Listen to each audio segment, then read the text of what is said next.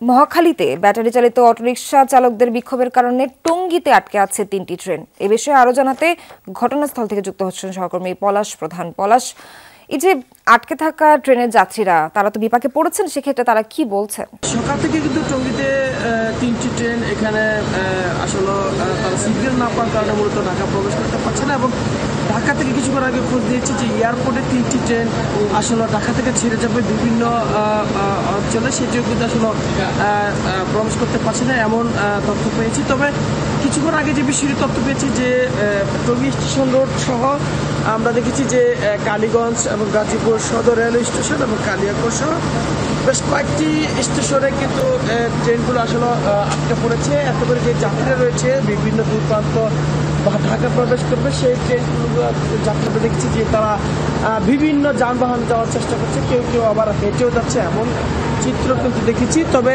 ট্রেনের যারা যাত্রী রয়েছে তারা বলছে যে আসলে যদিও অনির্দিষ্ট আসলে কখন ছেড়ে দেওয়া হবে, কখন এই ট্রেন যে কোনো অধিকাংশ যাত্রীরা কিন্তু ট্রেনের ভিতরে অবস্থান করেছে। কিছুক্ষণ আগে টঙ্গী রেলওয়ে জংশন যে স্টেশন মাস্টার রয়েছে তার সাথে কথা বলছি, তিনি বলছে যে এখন পর্যন্ত আসলে তাদের কেন্দ্র থেকে অর্থাৎ ঢাকা থেকে কোনো সিগন্যাল না পাওয়ার কারণে অর্থাৎ প্রত্যেকটি যে ট্রেন যেখানে রয়েছে ঠিক সেখানে রয়েছে, অর্থাৎ কোথাও কোনো মুভমেন্ট করতে পারছে না, শুধু একমাত্র এই একই সমস্যার কারণে। তবে রেলওয়ে মাস্টার যেটি বলছে যে যাত্রীরা যেহেতু স্টেশনে রয়েছে এতে করে কিন্তু তাদের এখন পর্যন্ত কোনো সমস্যা হয়নি, তবে তারা এখনো রয়েছে, অর্থাৎ সন্ধ্যার আগে যদি আসলে এটি না খুলে দেওয়া হয় তবে যাত্রীদেরকে তারা অ্যালাউন্স করে বলে দেওয়া হবে যেন তারা যেন স্ব স্থানে গিয়ে যেন নিরাপদ থাকতে পারে। পলাশ, ধন্যবাদ আপনাকে সবশেষ তথ্য দেওয়ার জন্য।